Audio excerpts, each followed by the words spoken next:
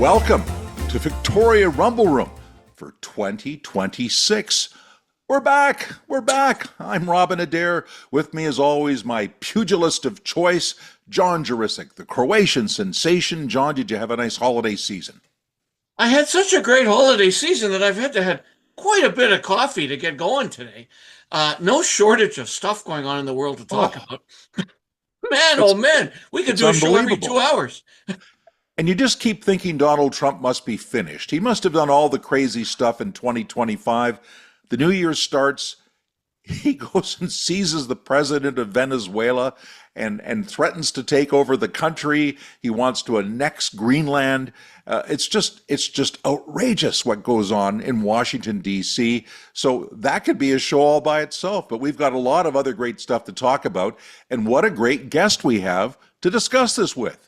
Yeah, we have one of our favorites, David Schneider, talking about the economy, talking about the stock market, talking about the implications of all the crazy stuff that Donald Trump does, and conversely, all the good things that I think Mark Carney is doing to combat the craziness. So can't wait to chat with them about what they think is going on in this new year. Well, I think I hear him. I think I hear him knocking on the door. So why don't we zoom in? David Schneider from Schneider Wealth Management. Let's hear what he has to say. Boom. Wow. Like out of nowhere, here you come, right into the new year. You look fabulous. Thank Obviously, you. you had a good holiday. Yeah, it was good. Excellent. It's nice. It was dry between Christmas and New Year's because it was a little wet in early December. But Well, we have all good. endless amount of questions about the economy and the stock market to talk about. Yeah. Okay. Um, Obviously, something happened in Venezuela. Hmm. Obviously, something happened to the oil prices, I think. What is the Right. reaction to the stock market from Trump's incursions into South America? Well, it's interesting. I was just checking the Dow. It's up another 400 or 500 points again. 2 big days after what happened on the weekend. I think we're all going, what's going to happen Monday morning? Because this news all came Friday and Saturday morning. And the oil price didn't change that much, but there was a reaction to Canadian energy producers, even the pipelines. Obviously, there was some domestic and international selling because they look at, oh, Canada, it's been benefiting with this better oil structure, but this Venezuelan news, which I'm learning more and more that it's going to take forever to get on stream. It's going to take a lot of capital, and Canada has a tremendous amount of strategic advantages in terms of location and the quality of its heavy oil. But still, they all got smacked. And but generally, the market is buoyant again, all sectors, especially the financials in Canada. So it hasn't been big news, but boy, was that a surprise. And there's so much connections with Venezuela, with Canadians. There's so many people up here, and glad there wasn't so-called a tragedy with respect to any people getting killed and so forth. But I think this news cycle in Venezuela is going to go on for some time. It's interesting to see Mark Carney's reaction, where he actually applauded initially this action and talked about democracy perhaps coming back to Venezuela. He also talked about we've got to get going on our exports to China and Asia with our energy, with our Yeah. oil and gas, which really ramps up the expectations around the pipeline. We're hearing more about this carbon capture operation in Alberta, how that's going to work in concert with the new pipeline. It sounds more and more like it's going to be a go. What do you think? Well, with pipelines, I did check with my energy contacts last night, and there's a lot of talk about a pipeline actually through the what do you call it, the bank south of Vancouver, where the coal distribution center is. Even a pipeline through Northwest Territories because they're building a highway up there. Also taking advantage of the Prince Rupert access there. I think things are definitely picking up. I think also with the attitude of the provincial government and Indigenous nations in BC, the energy contacts I have very, very positive. So I think Mr. Carney's in a tough spot. We almost joke about how many balls he's got to juggle, how many different interest groups he's got to take it, including even in his cabinet. And in a way, you get an event like this where you go, yeah, we need to diversify our export base. Well, you see what AltaGas is doing with propane to Asia, especially to Japan from that Prince Rupert facility. The opportunities are immense. And then we don't want to happen where all of a sudden a big company like Nutrien in Saskatchewan goes, we can't wait anymore. We're gonna truck or ship all our, through trains through a port in Washington because we can't take the uncertainty anymore. Yeah. So I think people in Ottawa are waking up, which is good. Okay, where they're not waking up is in downtown Victoria at the legislature. Oh, Okay, come on. so come on, you tell me, what is it going to take? Like I'm feeling okay, David. You have you've represented me as somewhat cup is half empty last year. I'm beginning to see the cup is half full. I think Carney is starting to put together some very interesting partnerships and relationships. Yeah. However, what is continuing to discourage me, I don't think David Eby is going to move an inch. How is the market reacting to that, to our government's reluctance to play ball with the rest of Canada? Well, there's a couple of things. One is economic reality. What other options do we have to try to balance this operating statement and this debt level where we've had 4 credit downgrades over the last year and a half? Like, there's only one area that we can do at energy, and especially nat gas. And we have an incredible opportunity also in the mining sector as well. So you get that on the operational side, but it's also awareness that comes from international bodies. All of a sudden, nat gas and nuclear energy are now accepted, where a year and a half ago, it wasn't accepted.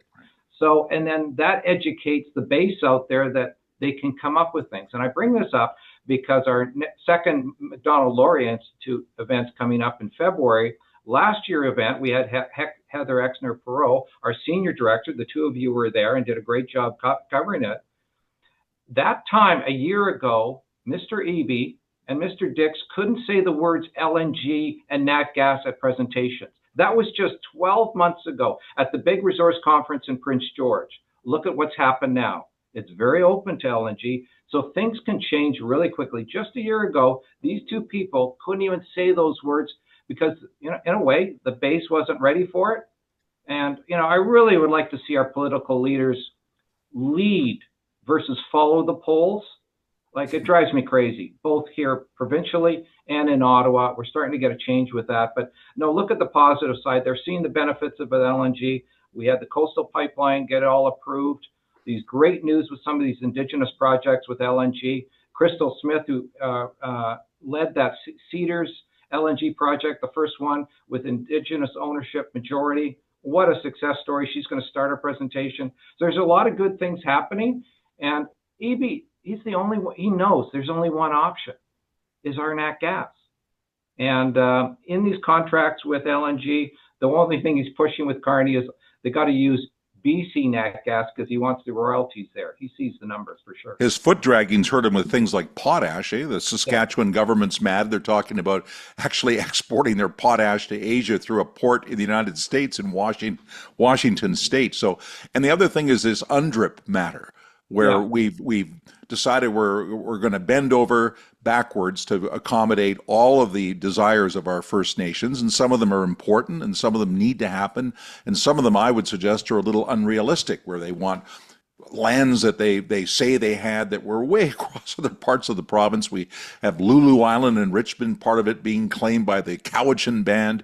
We had a situation in, I believe, in northern BC, where a band actually said, you can't fly airplanes over our land. This is First Nations land. You can't fly planes. The airspace is also ours. So it's all very convoluted and confusing. Eby says, I'm going to go back to the courts and get this changed. You wonder if he can do that. And you wonder how much of an impediment to advancement of our economy could this be? Let me just say, anybody that I have time with that I speak in the business community that's been in BC, this is by far the biggest story ever in this province. The detrimental effect of this is enormous for a couple of reasons. It provides uncertainty. It provides a lack of clarity on assets that you own, businesses that want to come in. We're talking 70 to 80% of our land base is in question. And when that 70 to 80%. And when this decision in Richmond happened, what was it, October, November, that was the peak.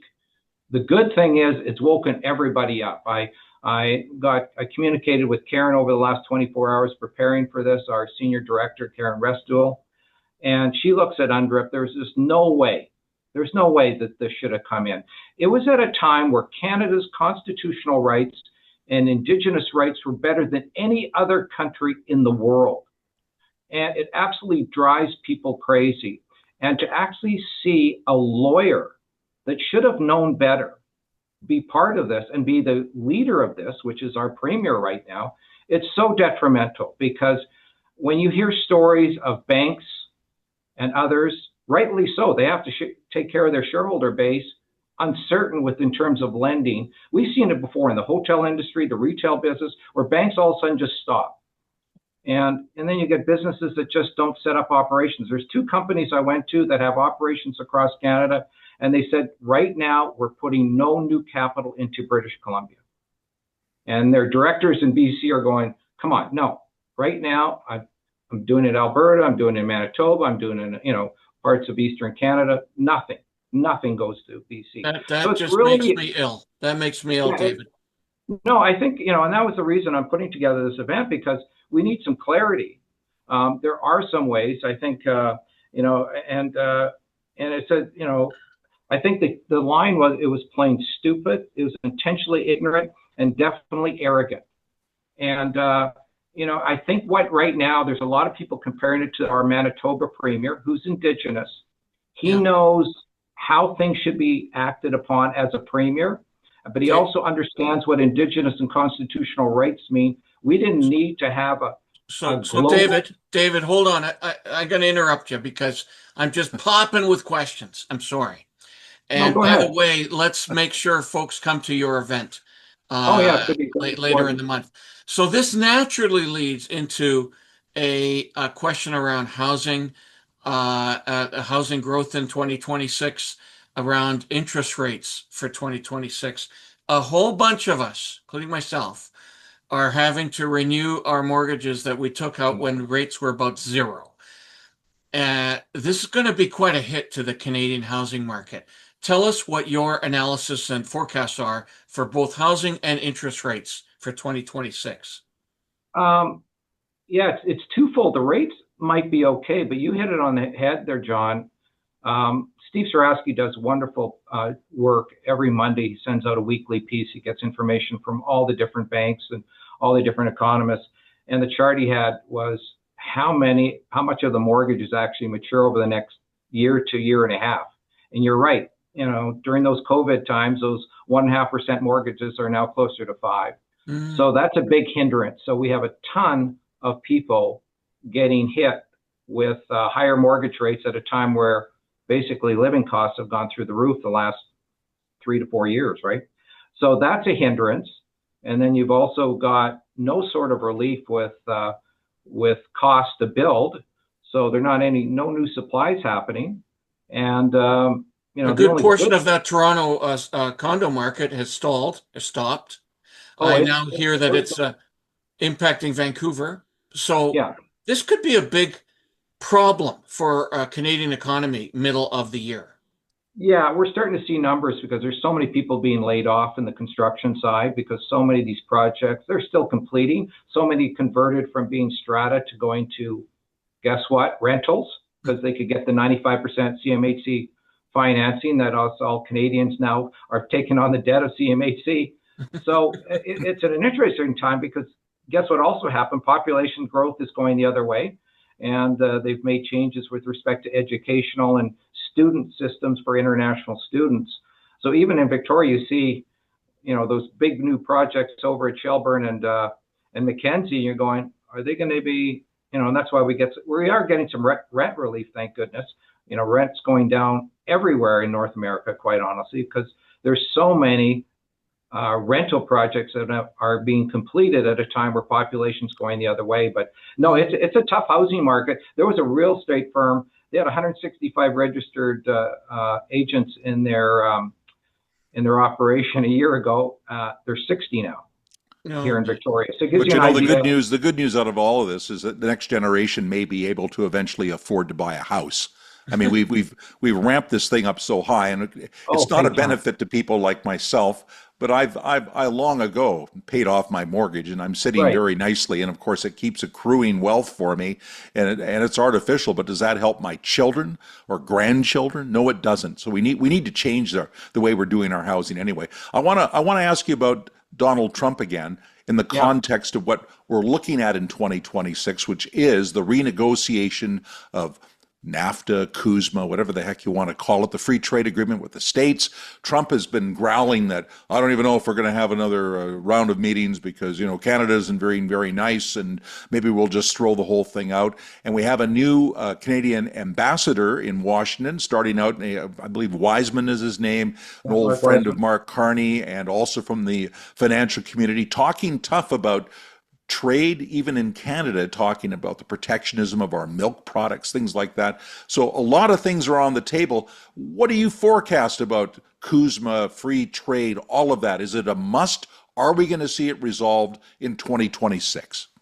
I think we're going to see it resolved. You know, he's got a big bark, right, Mr. Trump, but he's putting us on notice. I will mention that the Macdonald-Laurier Policymaker of the Year is, or was, Donald Trump.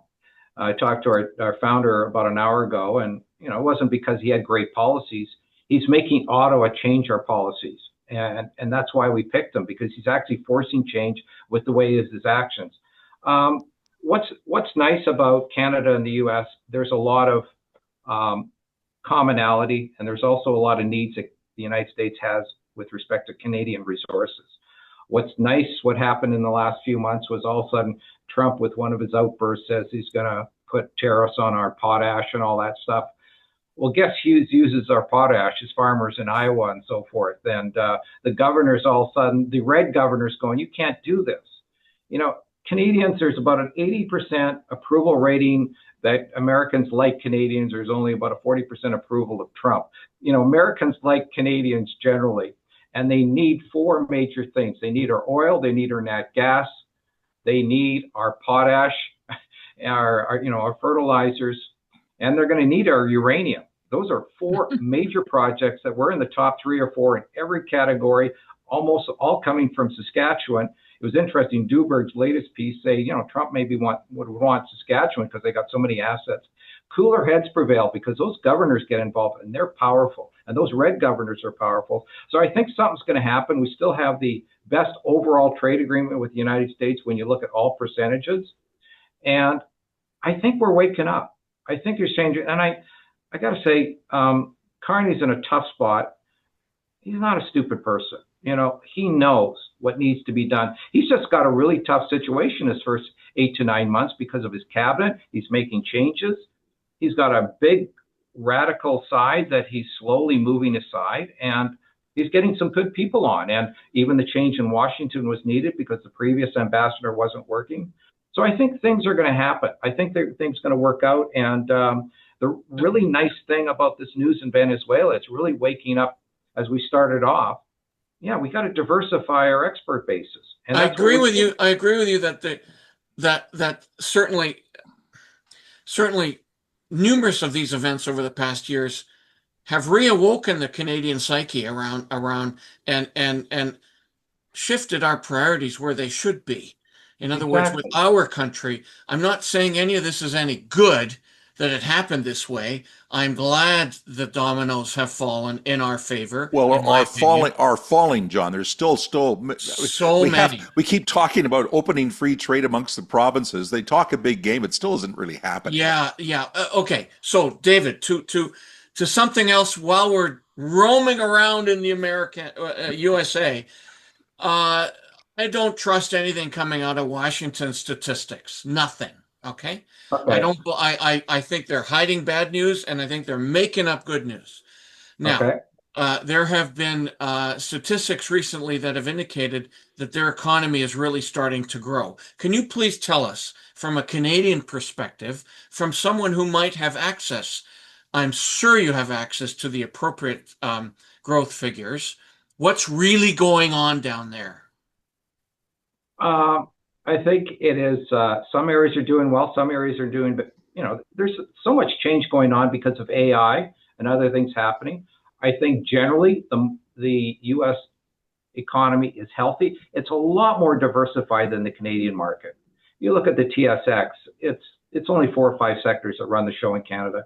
U.S. has major dominance in almost every industry in the world. They have American operations, so it's doing not bad. But things that are happening that are going to drive rates that are going to help the economy is energy prices coming down, rental prices, housing prices coming down. Those are a big thing that are helping the consumer. So, and then they're doing a lot of regulation changes. They're doing a lot of tax changes in the States. Americans are getting a big refund in January that's going to help things out. So things are happening. And then guess what else happened? We haven't talked about it, is government efficiency. You can't have a better story than what happened in Minnesota, where we go, okay, how much fraud is out there? How much inefficiency is there in government? We talk about the United States, but just imagine what there is in Canada. There's twofold: is the corruption side and fraud, and the other things that companies that are doing that governments haven't started yet is using AI for efficiency. I think on a show a few months ago, Brian Belsky, formerly of BMO, said the AI play in the United States was Walmart. The AI play in Canada was TD Bank. Both of them had huge years in 2025. They are figuring out AI efficiencies with their operations. I just hope to God we can figure it out on the government side, because we need help there. But the economy is not that bad. So, David, there are about half a dozen companies or more that form the core of the Dow Jones index, Yeah. that is driving that index up continually, and I think is representative of even maybe the rally we've had in the last couple of weeks here.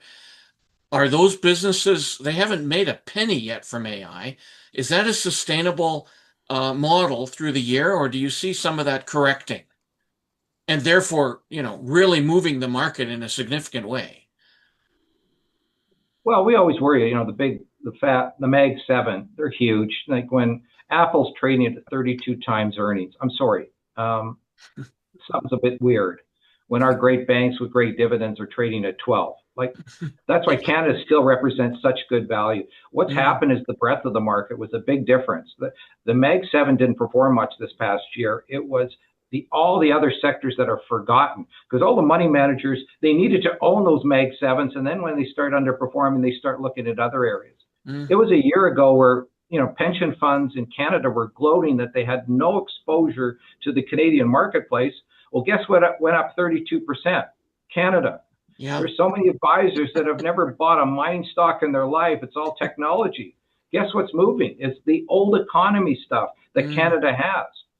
Something like 40% of the mining companies in the world are based in Canada. There's 25 companies based in Vancouver, gold companies, that have a market cap of over $1 billion. We are leaders in these areas, but there is a slowdown with respect to demand for those Mag 7 stocks, but there's so many other stocks, because of their huge run, everything else was forgotten, and that's why you're seeing a much better breadth of market out there.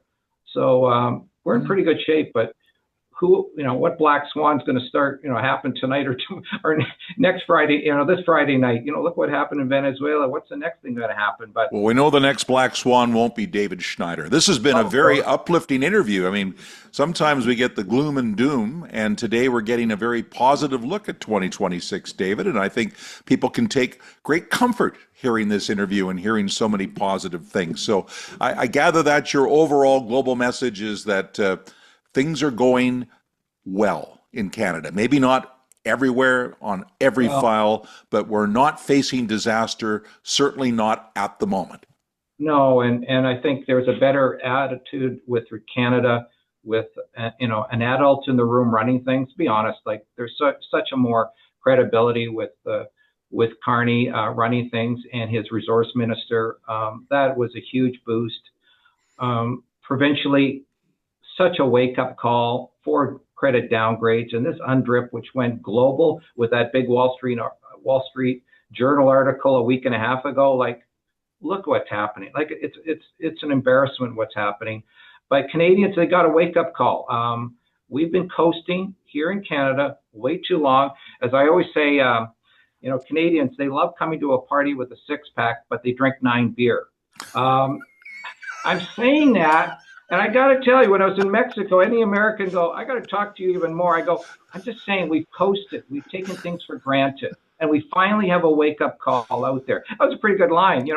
That's a pretty good line. I'm going to use it. That's an all-Canadian thing to say, too, about beer. I just love that, David. That's what Canadians are famous for, really, isn't it?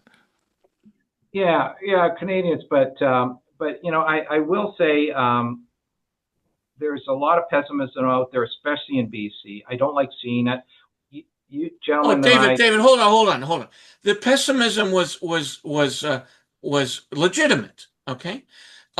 We were last fall. There were a lot of balls in the air, and we didn't know where they were going to land.